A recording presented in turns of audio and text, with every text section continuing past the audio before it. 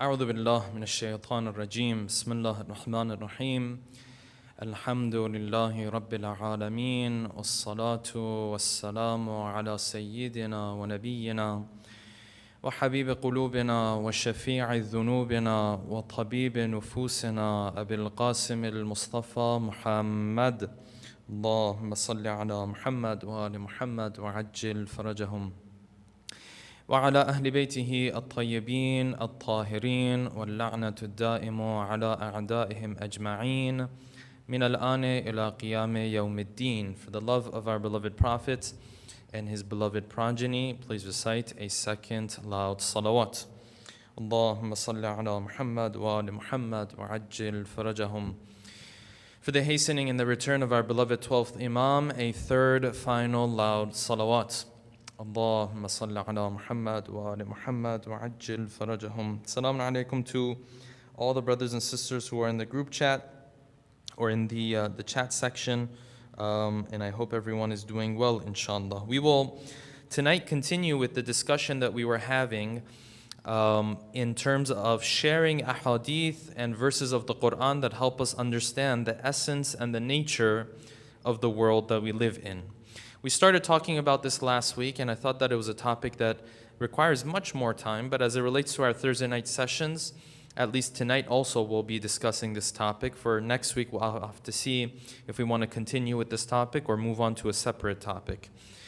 The whole premise behind this discussion, the whole premise behind choosing this topic was this, that we mentioned that the more the human being gets to know the essence and the nature of this world, the more the truths of this world are unveiled for the human being, the secrets of this world are unveiled for the human being, the more easier it will become for the human being to prepare and react properly to what this dunya is going to expose us to, what this dunya is going to bring forth when it comes to us.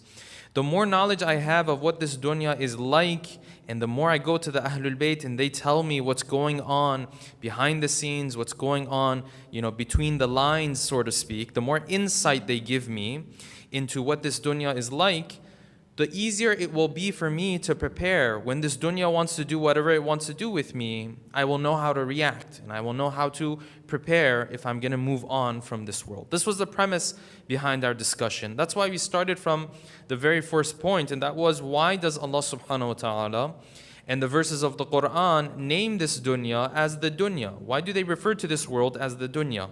And we shared that hadith from Imam as-Sadiq. He was narrating from the Prophet that the Prophet said, إِنَّمَا سُمِّيَتِ الدُّنْيَا الدُّنْيَا لِأَنَّهَا دَنِيَّةٌ, because it's a low level of life. And from there onwards, we shared some of the other ahadith as well.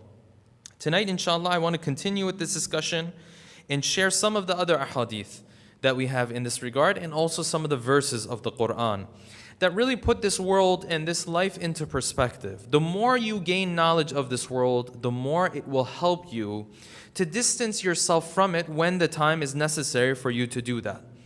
But the least knowledge you have, the less knowledge you have, the more difficult it's going to be, really, to sacrifice. The more difficult it's going to be to hold yourself back from this world, right? Another example or analogy I can give you, last week we gave the analogy of a disease, this virus that's going around. Now that we have so much more information about it, you can prepare for it so much better. Another analogy that comes to mind and really puts things into perspective is when it comes to a diet that someone has. And someone is eating food, right? They're drinking different things. As long as they don't know what they're putting into their body, it doesn't really matter for them.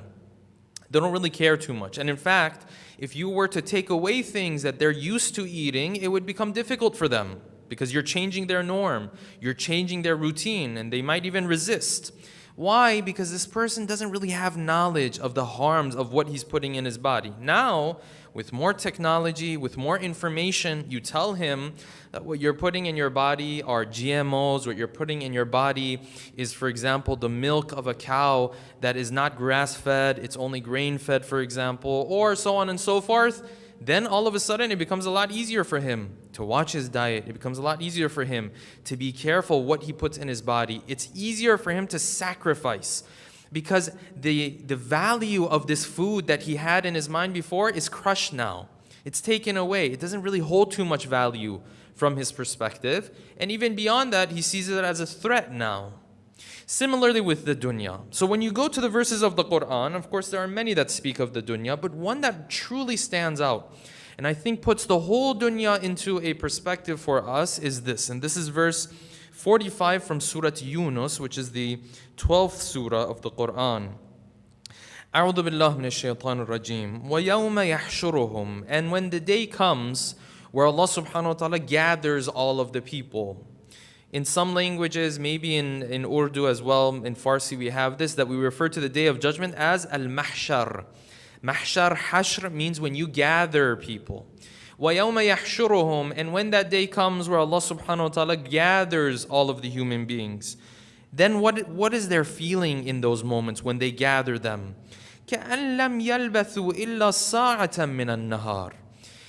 They're sitting there looking back on the dunya, and they're thinking to themselves, you know, this dunya that we lived in, this life that we had up until this point, it kind of feels like an hour.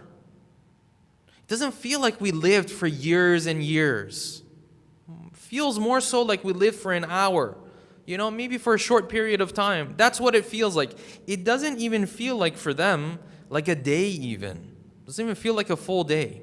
Right? Sa'a, which we would translate as hour, but it means a short period of time because obviously they didn't have the hours that we have today back then. They didn't have minutes and hours at that time. So Sa'a means just a short period of time, right? Like you might go out for a short walk and you might come back. The Quran is saying on that day when people are gathered and they think about the whole life that they had, when they look back on it, it feels to them, كَأَلَّمْ, feels as if لم يلبثوا إلا ساعة من النهار, as if it was 1 hour in the whole day. And then the Quran adds this phrase, very beautiful phrase. Some of the Mufassirin have understood it in this way. Then the Quran says يتعارفون بينهم. This 1 hour or this short period, 20 minutes or 30 minutes of the day, for us it's nothing. It was only enough for them to get to know each other. يتعارفون بينهم. You know, when you go to a gathering and you enter into the gathering and you sit with other people, usually they say, you know, the beginning is just to break the ice. The beginning is just to get to know one another. So maybe out of the 6 hours that you're in that gathering, the 5 hours you're in that gathering, the first half an hour, the first 20 minutes or 25 minutes, it goes to each person introducing themselves and you getting to know who this person is, right? Where are they from? What's their family name? Their last name, their first name, and so on and so forth. The Quran is saying this time will pass for them so quickly. It was only enough for them as if to get to know one another. They didn't even technically live their lives in this world. Similar to that verse of the Quran that we quoted last week, that the Quran says that your real life, your true life, it doesn't even start here. This is a prerequisite. Your true life starts next world. وَإِنَّ الدَّارَ الْآخِرَةَ لَهِيَ الْحَيَوَانِ. That's where your life really starts. This, yes, وَمَا الْحَيَاةُ الدُّنْيَا إِلَّا لَهْوٌ وَلَعِبٌ, sometimes the Quran says, or لَعِبٌ وَلَهْوٌ, sometimes it says. It's nothing but games and entertainment, right? And it has its own role, but it's not really where your life begins. Your life begins somewhere else. This is the perspective that the Quran gives to us. And if someone truly understands that how short this life is, then when it comes to its difficulties, it will become easier to be patient with them. When it comes to its sweetnesses and when it comes to its pleasures, he will also be able to understand that this pleasure and sweetness is also something that will come and go. He will never stick to something in life. He will never hold on to something in life because he knows that time will come and go. Okay, when you go to the ahadith, there's a couple of ahadith here I want to share that I think are extremely beautiful. Two of them have to do with the words of Ali ibn Abi Talib salawatullahi wasalamuhu alayhi. In the first one he says this, he says ayyuhan nas, and this is one of his khutbahs where he was admonishing the people, right? He was advising the people. He says ayyuhan nas innama ad-dunya daru majazin wal akhiratu daru qararin. He says people know that this world is just a place where you come and go. It's not like a permanent residence for you. It's a very temporary position that you're going to be in. Darum majazin, right? Jawaz means you can come and pass by. Daru majazin wal akhiratu daru qararin. And akhirah is that place where you settle down. You know, your residence is where you go and there's no longer movement, right? You settle down. This is what they call qarar in Arabic. Mustaqarra. Where a place where someone goes and settles down. There's no more movement. You know, when you're traveling, there's movement, right? There's no permanent place for you. But the moment you get to your permanent residence, what happens? Everything settles down. Your movement settles down, right? You're not moving. You're not coming and going. He says, know that this world is a place where you will come and go, but the akhirah is daru qararin. That's where you will actually settle down. فَخُذُوا مِن مَمَرِّكُمْ لِمَقَرِّكُمْ. Now that you know you're going to be moving on from this world, then grab whatever you can from this temporary place for the place that you're actually going to settle down in. Grab whatever you can. Hold on to it. Prepare it, because you won't be able to use it here. Where you will be able to use it is where you go to the next world, you'll settle down, then you can take benefit from the things that you have brought with you. And then he says this one line. And this one line, brothers and sisters, is really the essence of not just the religion of Islam, rather all of the religions that Allah subhanahu wa ta'ala has brought forth to the human being. This is the main message. If you wanted to boil it all down to one line, it's this. أخرجوا من الدنيا قلوبكم من قبل أن تخرج منها أبدانكم. Make your hearts leave this world before your bodies leave this world. Right? Expel your hearts from this world before your body leaves this world. What does that mean? That means the desires you have, the connections that you have to this world, right? The things you want to hold on to, that's your heart. Your heart is entangled in this world. Have your heart leave this world before your body leaves this world. Because if your heart is going to go with your body, that is going to be difficult. That is going to be a difficult process. When you read in the verses of the Quran, Allah subhanahu wa ta'ala says that there is a concept known as sakaratul maut, right? The pains that someone goes through in those final moments of death, when he is going from this world to the next world. When the soul is being pulled away, why is it so painful? Why is it so difficult? Because this soul wants to hold on to this world. It doesn't want to go anywhere else. Why? Because all the connections it has, all the desires it has, everything it's worked for is here. There's nothing on the other side. He didn't send forward anything. Everything is here. He never sent forth anything. So he wants to hold on to it. And of course, they're going to pull him away. That's where the pain comes from. That's where the difficulty comes from. But the one who has built for the next world, his heart, he has already sent his heart from this world to the next world. His heart is already there. When they take his body, he will have no problem whatsoever. His heart already belongs to the next world. He says, أَخْرِجُوا مِنَ الدُّنْيَا قُلُوبَكُمْ. Pull your hearts out of this world before your bodies are taken out of this world.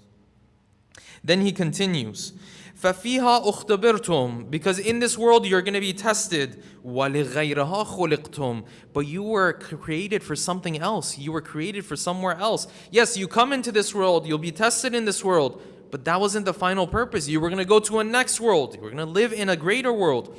For those who remember when we were discussing the tafsir of Surah Insan, verse number 2, when Allah subhanahu wa ta'ala said, إِنَّا خَلَقْنَا الْإِنسَانَ مِن نُطْفَةٍ أَمْشَاجٍ نَبْتَلِيهِ. We said that anywhere the human being goes, testing and bala goes with the human being. We said even though these two are inseparable from one another, it doesn't mean we were created to be tested and that's it. That's not what we should be teaching our children.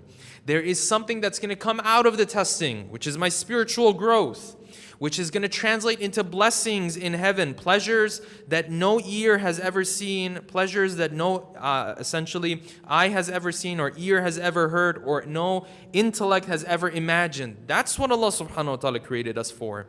Yes, we come here to be tested, but that's not why He created us. That's not the final purpose. That's part of the process. The final purpose is something much more beautiful than just saying, Allah subhanahu wa ta'ala created us to test us. And this is a discussion that when we have with our children, in our Saturday schools, with our adults, we have to have the correct understanding here. وَفَفِيهَا أُخْتُبِرْتُمْ وَلِغَيْرِهَا خُلِقْتُمْ. And then he says this one line. And this line is extremely beautiful. He's going to draw a contrast between what the people of this world say when someone dies and what the people of the next world, the inhabitants of the next world, say when someone dies. And by the inhabitants of the next world, I'm referring to the angels. They are the people of not this realm of material, right? They belong to a separate realm. And then you have the people of this world that belong to this realm. He's going to draw a contrast between what they say and what the malaika say. They both ask a question. They both pose a question when someone leaves this world. But take a look at how different the question is from the perspective of the people here and the inhabitants of the next world. He says, إِنَّ الْمَرْءَ إِذَا هَلَكَ. When the human being dies, قَالَ النَّاسِ. The people of this world, the inhabitants of this world, they ask a question. They pose a question. What's their question? Their question is this: مَا تَرَكَ. What did he leave behind? What are the things he left behind that we can, use? What are the things that he left behind as his inheritance? How much am I going to get? How much is my brother going to get? How much is the uncle going to get? How much is the grandchild going to get? That's what people are concerned about. So, قَالَ النَّاسِ مَا تَرَكَ. And then he says, وَقَالَتِ الْمَلَائِكَةِ. And then the angels, they also ask a question, but what's their question? مَا قَدَّمَ. We don't care about what he left behind. What did he send forward? What did he send forth for this world? The same person who dies, the people of this world that ask a question and say, what did he leave behind for us? The malaika will say, what is he bringing forward with him? What did he send forward before he died? Because it's the only thing that's going to help him anymore. What a beautiful contrast Ali ibn Abi Talib is drawing between the way the inhabitants of this world look at things and the inhabitants of the next world look at things. He says, and then he says this, Lillahi aba'ukum. Right? May Allah have mercy on your fathers. This is a saying in Arabic that they use when you are pleading to somebody. Right? For the youngsters who might be watching, pleading means you're begging. So Ali ibn Abi Talib at this point is begging. In my words, of course. He's pleading. He's asking severely. He's asking, Lillahi aba'akum. You know how we say sometimes when you really want something to be done, you might say, for God's sake. You might be pleading to the person. Let's see what Ali ibn Abi Talib is pleading for. What is he naturally begging us to do? Lillahi aba'ukum faqaddimu ba'dan yakun lakum qarda. For God's sake, send forward some deeds. Send forward a little bit of your time, a little bit of your beauty, a little bit of your influence. Use these for Allah subhanahu wa ta'ala. In other words, send them forward for yourself. يَكُنْ لَكُمْ قَرْضًا. So that you can loan these things to Allah subhanahu wa ta'ala, so that when you go to the next world, He can pay you off. He can pay you back. So that money that you had, I can return it back to you. That beauty that you had that you used in my way, I can return that to you. Yes? The influence that you had, I can return it back to you. Each and every one of the characteristics of the human being can use this in the path of Allah subhanahu wa ta'ala. Each and every one of the functions of the human being, you can use these for Allah subhanahu wa ta'ala. Yes? The beauty of an individual, of course it can be used for Allah subhanahu wa ta'ala. When a spouse physically prepares himself or herself for the other spouse, right? Takes care of their appearance for their spouse. This is one of the greatest acts of worship. The influence that somebody has, imagine what type of an effect that can play in using it for Allah subhanahu wa ta'ala.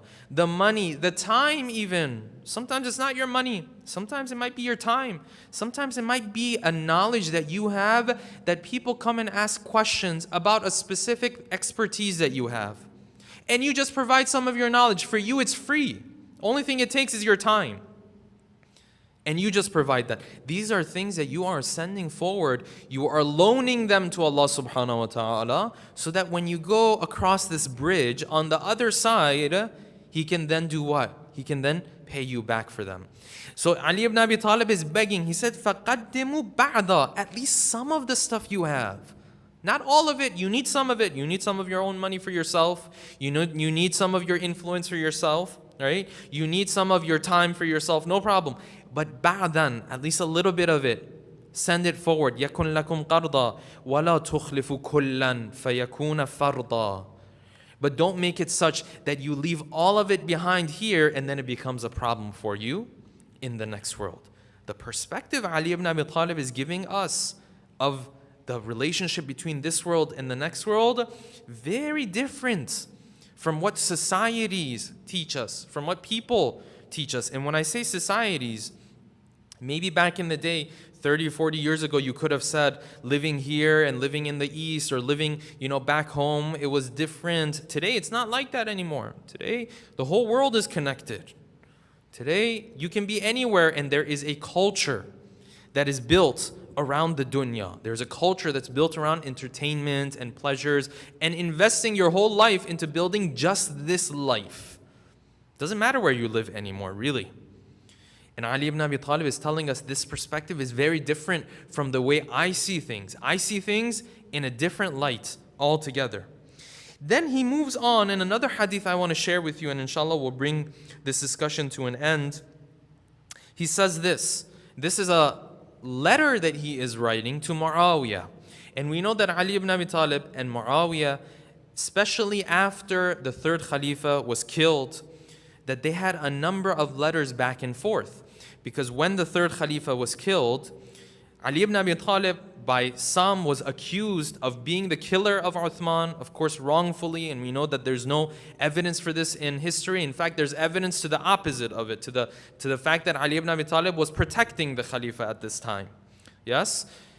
But during this time, because of the political situation, you find letters going back and forth between Ali ibn Abi Talib and Muawiyah. Why? Because these two individuals are really the key figures of political power at that time.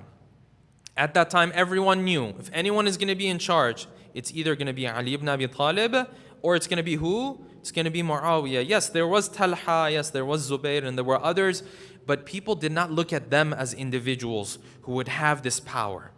So in this letter, Ali ibn Abi Talib is writing to Muawiyah. And if you didn't know this, you might have thought that he's writing this letter to just any other person. But take a look at what he says. Some very beautiful lines in this letter of Ali ibn Abi Talib to Muawiyah. He says this, أَمَّا بَعْدْ. This is the beginning of the letter. فَإِنَّ اللَّهَ سُبْحَانَهُ جَعَلَ الدُّنْيَا لِمَا بَعْدَهَا. Allah subhanahu wa ta'ala has created this world for what is to come after it. Not for this world. It wasn't created for itself. It was created as a prerequisite for what was going to come after it. وَابْتَلَى فِيهَا أَهْلَهَا لِيَعْلَمَ أَيُّهُمْ أَحْسَنُ عَمَلًا. And he tested the people in this world to see which of them would be greater than the others. Which one of them would rank at a higher level than others. Which one of them he would reward at a higher level compared to others. This part makes sense to us. وَلَسْنَا لِلدُّنْيَا خُلِقْنَا. And we have not been created for this world. وَلَا بِالسَّعْيِ فِيهَا أُمِرْنَا. And neither have we been ordered and commanded to put all of our effort for this world. Put all of your effort into what people are going to say about you. To put all of your effort into the money that you gather around yourself. Yes? To put all of your effort into your popularity, your fame, your physical appearance, all of these things. The only thing you're focused on, only thing you're concerned with is these things. We haven't been told to do this. We've been told to take care of our dunya. We've been told to have enough that we can take care of our needs. But Ali ibn Abi Talib is saying, gathering money around yourself so that you can just live this super high status and class of life, that's not something Allah subhanahu wa ta'ala has encouraged you to do. Yes, in many cases it might not be haram, but that's not something He's encouraging. That's not the point.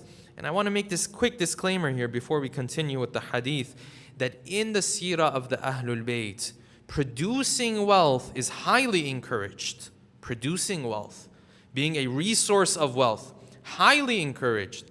But taking all of that wealth, even beyond what you need, and spending it on yourself, this is where the problem comes into the picture.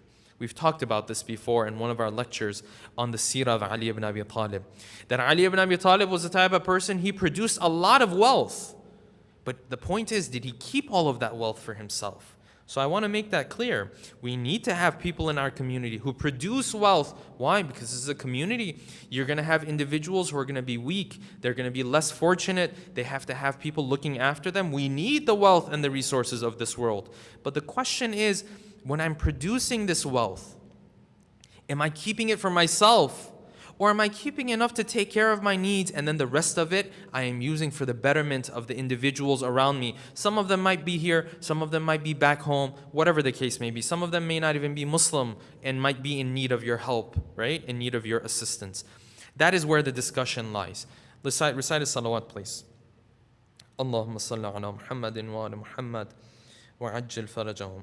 So he was continuing here. وَلَا بِالسَّعْيِ فِيهَا أُمِرْنَا وَإِنَّمَا وُدِعْنَا فِيهَا لِنُبْتَلَى بِهَا. And we were only brought here because we were going to be tested. And Ali ibn Abi Talib is going to make it clear, from my perspective, this whole world is just a big test. And the sooner we understand this, brothers and sisters, the easier our lives will become. The more convenient our lives will become. The less concerns we will have sleeping at night. Right? The more we understand this. And then he says these two phrases that really, it really baffles the human being, how he's looking at things. Now remember, he's writing this letter to who? To Muawiyah. This is not just your layman. This is Muawiyah, who by far was one of the most strategic khulafa of Bani Umayyah. And he was by far one of the most evil khulafa of Bani Umayyah. Right? Take a look at what the Imam says in these next two phrases. He says, we've been brought here to be tested. And then he applies it to the situation he's dealing with Muawiyah. He says two phrases. They're very short and very beautiful. وَقَدْ ابْتَلَانِي بِكَ. And Allah subhanahu wa ta'ala has tested me through you. وَابْتَلَاكَ بِي. And He has tested you through me. He's put you there so that I am tested by your lifestyle, right? I see what you do. It's a test for me. How I deal with you, how I treat with you, how I say no to the things you want. That's my test. وَابْتَلَاكَ بِي. And He has tested you with me because I'm the hujjah. You look upon me, you see the straight path, and you decide not to be on it. I'm a test for you, you're a test for me. From the perspective of Ali ibn Abi Talib, everything in this world is a big test. That's his summary of how he looks at this world, right? فَجَعَلَ أَحَدَنَا حُجَّةً عَلَى الْآخَرِ. I want to end, inshallah, with one more short hadith. I will share this, inshallah, and then we will move on to the ahkam portion. Well, actually, let's keep this last hadith, inshallah, for next week, because we'll continue with this topic. There are some other verses of the Quran, and there are some other ahadith that I want to share in this regard. So we'll keep this hadith, which is a very beautiful one, because the Prophet in this hadith, he explains his dunya, his relationship with the dunya. He explains why he doesn't care about this dunya. You might say, well, why don't you care about this dunya? So much wealth, so much money, positions, all this stuff. Why don't you care about this dunya, ya Rasulullah? Then he'll explain why he doesn't care about it. How does he see this dunya that makes him not care about this dunya? He's going to talk about that, inshallah. We'll leave that for the next session. As it relates to the ahkam portion, we covered salam in our last session, and we explained what you're supposed to do if you give salam in the wrong rak'ah in your prayer. And tonight, inshallah, we're going to move on to ta'qibat. Ta'qibat is a very important portion of the salat. It is something that comes after the salat. Traditionally, we might look at it and consider it to be outside of the salat, whereas the reality is, when you look at the ahadith, they seem to consider this also as a part of the salat as well. From a spiritual perspective, they consider it as part of your connection with Allah subhanahu wa ta'ala. What am I supposed to do in the ta'qibat of my prayer? You know, many times We might find ourselves, or we might find our youth, our children, the moment their salat is done, they might get up and walk away. Or ourselves at times. We might pray, the moment the prayer is done, we might get up and walk away. And then we read in the seerah of the Ahlul Bayt that they used to sit there for hours sometimes after their prayer, different du'as. Where is something that we can balance the two of these? Where we have a ta'qibat, maybe short, but as long as we have something. Some of the ta'qibat that have been mentioned for salat, 4 of them I will mention inshallah. And I think out of these 4, if someone just adopts one of them, that would be great inshallah. You know, this ta'qibat is something that we want to have it as part of our practice. We don't want to pressure ourselves too much, but 1 or 2 of them should be enough. The first one is a very short and beautiful dua. You might have heard it. It's very common for people to recite this dua. And that is this, that after you are done, and this is mentioned and narrated by the Prophet ﷺ, that he prays a person who is done with his prayer, then he supplicates and he prays in this way, Allahumma inni a'udhu bika min ilmin la yanfa'. Ya Allah, I seek refuge to you from the knowledge that is not beneficial. The knowledge that's just in my head, but I don't act upon it. Doesn't carry any benefits for me. Wa qalbin la yakhsha'. And a heart that's arrogant, a heart that won't be humble. I seek refuge to you when it comes to a heart that's like that. Wa nafsin la tashba'. And an ego that whatever I feed it, it will never feel satiated. It will never feel full. That's how the ego is. No matter what you give it, if you just let it loose, it will just asking for more and more. And 4th, وَدُعَاءٍ لَا يَسْمَعُ. And a dua that is not heard. دُعَاءٍ لَا يُسْمَعُ. A dua that's not heard. A dua that I say and it sort of evaporates in the air. It doesn't even reach the arsh of Allah subhanahu wa ta'ala. It doesn't reach the throne of Allah subhanahu wa ta'ala. And then to wrap it up, Allahumma inni a'udhu bika min ha'ula'i al-arba'. Ya Allah, I seek refuge to you from these 4.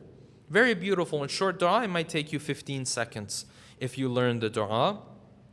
And inshallah, maybe I didn't have an opportunity this time. Maybe next time, inshallah, we can add this in the comment section so that the brothers and sisters can see it. And if anyone wants to remember it, they can do that. Actually, let me see if I can just do that right now, inshallah. I think it will be helpful for many of the brothers and sisters to have the dua in the written format. And he is asking Allah subhanahu wa ta'ala, yes, okay, hopefully it went through. I see that it went through. So that's the first ta'qibat. Doesn't take a long time, but this dua is a very beautiful dua because it speaks about ilmin la yanfa, it speaks about your mind. Wa qalbin la yakhsha, and it speaks about the heart. Wa nafsin la tashba', it speaks about the ego. Wa du'a'in la yusma', which is the result of all of these, that now that I pray, my prayer, it doesn't go up. It's not elevated. It just comes back down, so to speak, metaphorically speaking. This is the first of ta'qibat that's recommended. Second ta'qibat that's recommended, of course, is the tasbihat of Lady Fatima az-Zahra, which the hadith of the 6th Imam says that if there was anything better for you to say after your prayer, the Prophet would have gifted that to his daughter instead of gifting the tasbihat of Lady Fatima az-Zahra to his daughter. Meaning that this is the best thing that you can probably do. That's a second one that you can do. Also won't take much time. The third one is that when you are done with your salat, even if you are not going to ask Allah subhanahu wa ta'ala for a particular dua in the sense of reciting a particular dua, maybe you forget, maybe you don't have an opportunity, at least take a moment and remind yourself of your hajat and just present your hajat to Allah subhanahu wa ta'ala. Ya Allah, I am in need of this, I am in need of that, I am concerned about this. My family, all of those who work for Islam, all of those who work for humanity, my community, my brothers and sisters, my Maulana, my Shaykh, that's a very important one because he's in need of prayers as well. So all of these, you just think of them and you pray to Allah subhanahu wa ta'ala. Hadith says, and I'll leave this for next week inshallah, that when someone gets up from his prayer, but he doesn't ask Allah subhanahu wa ta'ala for anything, Allah subhanahu wa ta'ala says, look, he's rushing to walk away after his prayer, and he's not even asking me for his hajat. It seems as though he doesn't think that I am in charge of his needs. It seems as though he thinks other people will take care of his needs. Because if he really knew I was Maliki Yawmiddin, if he really knew I was the one in charge, he would have asked me for things after his salah. But look, he just got up and walked away. Very beautiful hadith. Inshallah, I'll leave that for next week. And the fourth one is that after someone is done with his salat, to put the forehead and the cheeks on the turba. Where does this come from? You will find this in a hadith mentioned in Al-Kafi, in which Allah subhanahu wa ta'ala addressed Musa alayhi salam. He said, Musa, do you know why I chose you as Kalimullah? Do you know why I chose you as the one that I speak to? Out of all of these servants that I have, I chose you. Do you know why? And Musa said, no, I don't know why. What is it in particular that makes me worthy of this status of being Kalimullah? And Allah subhanahu wa ta'ala said this. He said, because when I looked upon my servants and I went through their lives, I found that none of them are as humble as you are when it comes to me. And then he continued. He said this is because, Ya Musa, innaka idha sallayt. Musa, whenever you pray, you are so humble, you show so much humility, وَضَعْتَ خَدَّكَ عَلَى التُّرَابِ, that you place your cheek even on the dirt. You bring yourself down to this level, to this status in front of me. Now, it's not just the symbol. Of course, Musa alayhi salam had the humility inside of himself to back up this symbol, this symbolic act, of course, yes? But it works the other way around. You can do the symbolic act with the hope that inshallah you work your way towards the humility in the heart as well, right? So you can place your face on the turab and on the dirt, and place the cheek on the face, on the dirt, to show your humility to Allah subhanahu wa ta'ala. These are 4 of the ta'qibat that one can do after their salat. Any of them that one can do are all recommended. At the very least, the one that everybody can do is asking Allah subhanahu wa ta'ala for his hajat and making it clear that he doesn't see himself as the person in charge. He sees Allah subhanahu wa ta'ala as in charge, and therefore he's bringing his hajat to Allah subhanahu wa ta'ala. Any of these ta'qibat that one is able to incorporate, inshallah, will be wonderful. Next week, inshallah, we will continue with this topic of dunya, and for the ahkam, we will move on to the mubtilat of prayer, those things that make the prayer batil. This is very important. Some of them we already know, some of the basic ones. If my wudu becomes batil, obviously I have to start my prayer over, and things of that nature. Some of them, for example, if I start laughing in prayer, does my prayer automatically become batil? Well, we have to discuss that. If I cry in prayer for whatever reason, right? Do I have to redo my salat or not? If I move away from the qibla, or in the middle of the prayer, I figure out that the qibla is the wrong direction that I'm standing in, do these make my salat batil or not? It's important to understand these, because if they don't make your prayer salat batil, you can't just break your prayer, right? You're not allowed to just break your prayer. That's haram, that's not allowed. Therefore, if none of these make my prayer batil, then I have to make sure that when they do happen, I don't just break my prayer and walk away. Hopefully the point I'm making is very clear. So this is a matter of haram and halal. No one can sit there and say, no, I don't know if it makes my prayer batil, so I'll just cut off my prayer and then redo my prayer. Sometimes cutting off your prayer might be haram. So we have to understand what exactly makes our prayer batil and what does not. Inshallah, with that, I will bring tonight's talk to an end. Before we end, inshallah, I want to take a moment to, for all of us to recite Surah Fatiha for the marhumin and marhumat of the sponsors of tonight's program, along with all marhumin and marhumat, inshallah.